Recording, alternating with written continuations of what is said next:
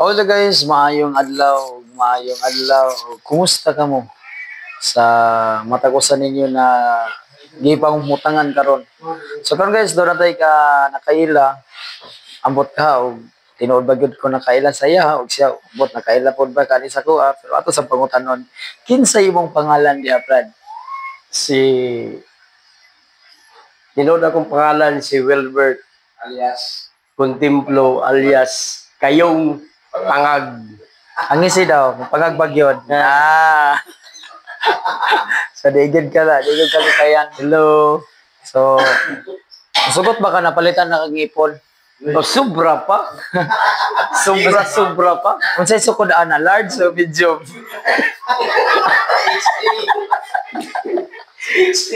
Ato pa siguro pasugod. Pasukod pa. So karon sa atong matag usa ka nato karon. So ikaw usa mo ka official simbahan no? Member ka.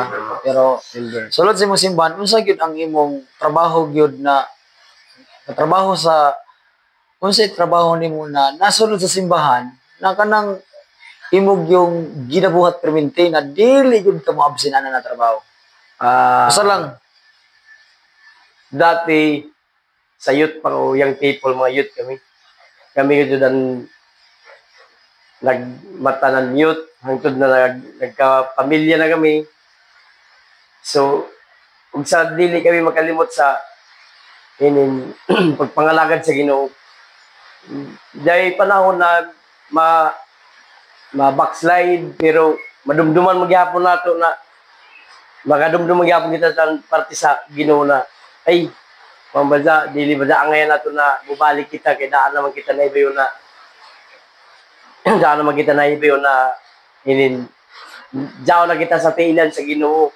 Tapos adisir pa kita na sinabi na kita na jaw na sa tiilan, bubalik pa kita sa kahilayan kalibutan nun.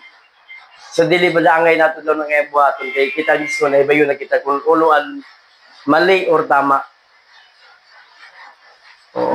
So karon mo na imong experience nimo sa diyang nangalagad og gikan pagkabata.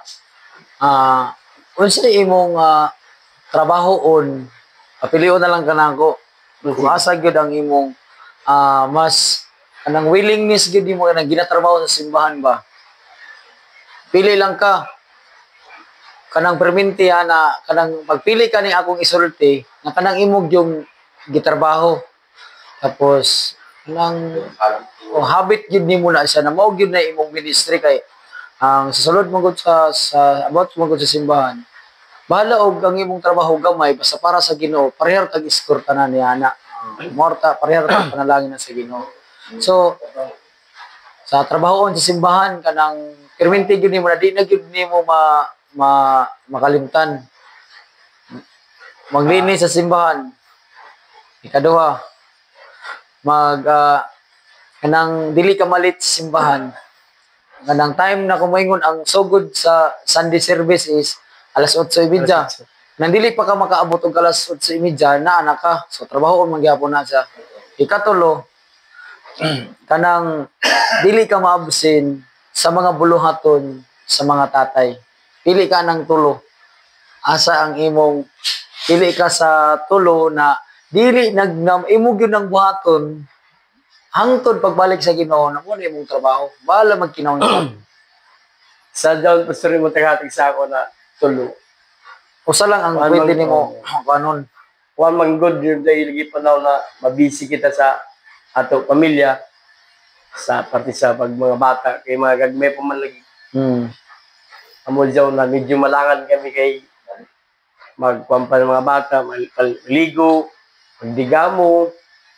Mao na so paningkamutan gud na ako doon sa Ginoo na ako ko nga na sa sulod ng mga panahon dili na ngayon nato doon na sa Diyo na gud mo para sa Diyo na pagsimba. So ang imong napilian kaning musayo na ka, musayo na ka og para mas masugatan gid mo mga pulong sa Ginoo na. Kay Sunday school ngani man gud siya sa oras mabata matigulang parihata. walay sa oras, wala siya gipili. Madato mapobre, pareharata alang naman ikaw karon unsay trabaho nimo managatay ka. Oh, malaga. Alang naman sa managatay ka ug ako karon na manager ko. Oh. Ang oras sa managatay alas 7, ang alas 7 diri sa amoa alas 9.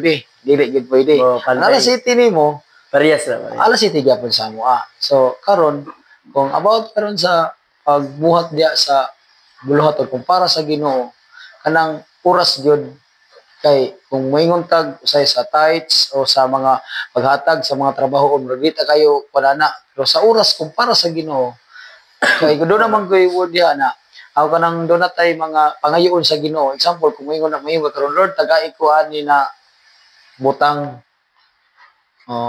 karon kung mangutanan si Jesus sa imo asa man kanako dapit panalanginan. So karon kung naa kay kasulti sa Ginoo na Lord manalanginan ko nimo kay ako matinud-anon ko sa oras. So mo na sunod kanang imong giano na kanang malit pa ka dapat di wala gyud malit sa tuwa kay kumpara man sa Ginoo. Kanang kabisi ihatag na to na sa Lunes hantod sa Sabado sa hapon. Hapon. So ang mga tatay kanang bitong Sabado sa hapon dapat dili na ta na mo trabaho. Relax. Para relax na ta kay aron pagkaugma sayo. Tapos kanang mga pagbuntag kanang mga mga hugason, mga trabaho-trabaho diya. Ang trabaho sa buntag kay para mo simba, magligo, mukaon, padulong simbahan. Mao na rin So, mo na atong buhaton kay kung ato pa ng kanang buntag sayo, kung ato pa nang himuan og extra, nakay tendency na malit gyud ka sa buluhaton sa Ginoo. So, mo na siya na tips lang na kay ang uban man good busy daw. Kitang tanan busy, pero kung para sa Ginoo, ano man niyam po sa Ginoo na matuman gyud. Okay. So, salamat kayo sa panahon. I hope na sunod chat-chat naman ta. Na magawa nga nawa na gyud ka malit. Ikaw pala ahub.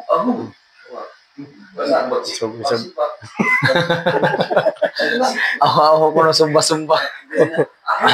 Ahub. Ahub.